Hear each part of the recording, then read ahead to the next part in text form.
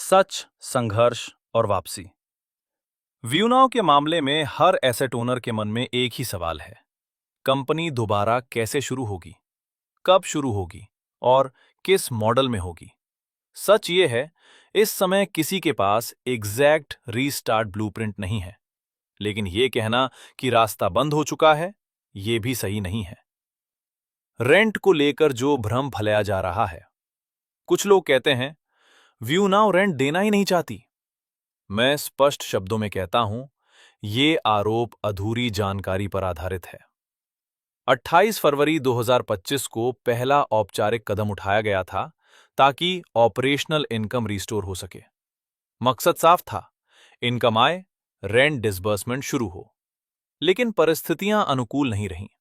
इसके बाद भी अदालत में बार बार अपील की गई। कम से कम इनकम जनरेट करने की अनुमति दी जाए। यदि पूरा रेंट रिलीज संभव नहीं है, तो कम से कम एक रेंट देने योग्य राशि अकाउंट से रिलीज की जाए। ये प्रयास प्रक्रिया का हिस्सा रहे हैं। ये केवल भावना नहीं, रिकॉर्ड का विषय है। ईडी, पीएमएलए और पेशेंस की जरूरत। अब एक महत्वपूर्ण बात जो हर एसेट ओनर को समझनी चाहिए। जब एनफोर्समेंट डायरेक्टरेट किसी मामले में prevention of money laundering act PMLA लागू करती है, तो प्रक्रिया साधारण नहीं रहती।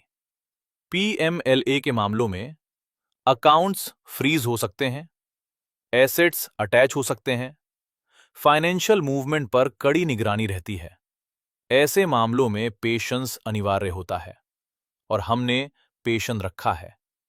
लेकिन एक और तथ्य ध्यान देने योग्य है। व्यूनाव का केस सामान्य गति से नहीं चला। ये कई चरणों में अपेक्षाकृत फास्ट ट्रैक अप्रोच के साथ आगे बढ़ा है। इसका अर्थ यह है कि प्रक्रिया स्थिर नहीं है, गतिशील है। व्यूनाव में दम नहीं है। इसका जवाब। कुछ लोग कहते हैं व्यूनाव इस चक्रव्यूह से बाहर नहीं निकल सकती। मेरा सीधा जवाब है, अगर व्यूनाव में दम नहीं होता तो क्या वो 16 से 17 महीनों तक टिक पाती? अब तक तो इन्फोर्समेंट डायरेक्टरेट सभी स्थानों पर पूर्ण रूप से सील कर चुकी होती। लेकिन वास्तविकता क्या है? कानूनी प्रक्रिया जारी है, संरचना मौजूद है, लड़ाई चल रही है। यही संकेत है कि मामला एक तरफा समाप्त नहीं हुआ है। Ground reality. जब फाइनेंशियल कंट्रोल जुडिशियल सुपरविजन में हो, तो केवल इच्छा से पेमेंट संभव नहीं होता। Legal clearance, fund accessibility, operational restart, यही क्रम होता है। इसे उल्टा नहीं किया जा सकता। रीस्टार्ट का रियलिस्टिक मॉडल।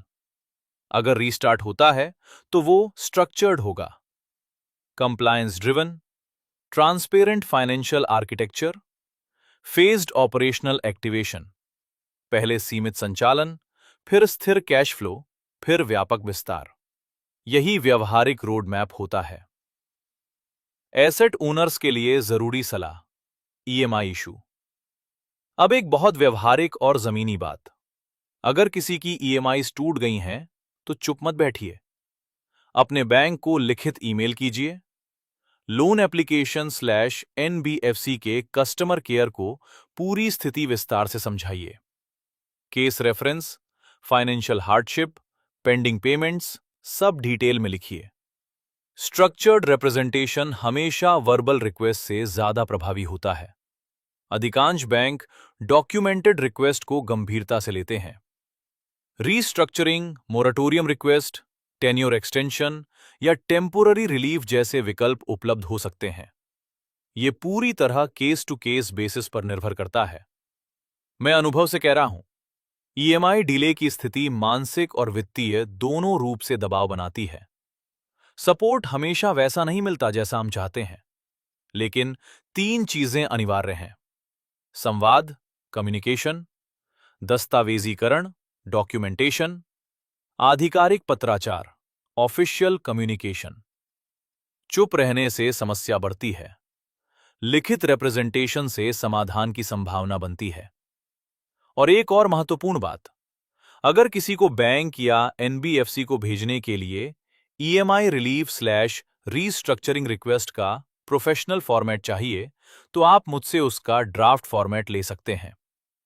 सही शब्दों में, सही संरचना में भेजा गया पत्र कई बार परिणाम बदल देता है। एसेट ओनर्स के नाम सीधी बात, घबराहट समाधान नहीं देती, अफवाहें राहत नहीं देती। लीगल बैटल में भावनाएं नहीं, प्रक्रिया काम करती है। आज अनसर्टेनिटी है, आज प्रश्न है, लेकिन प्रयास रुके नहीं है। अगर लीगल हर्डल्स मैनेजेबल रहें, तो रिवाइवल संभव है। और जब होगा, तो पहले से अधिक रेगुलेटेड और मजबूत ढांचे के साथ होगा।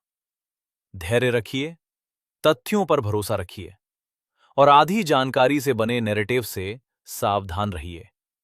धन्यवाद।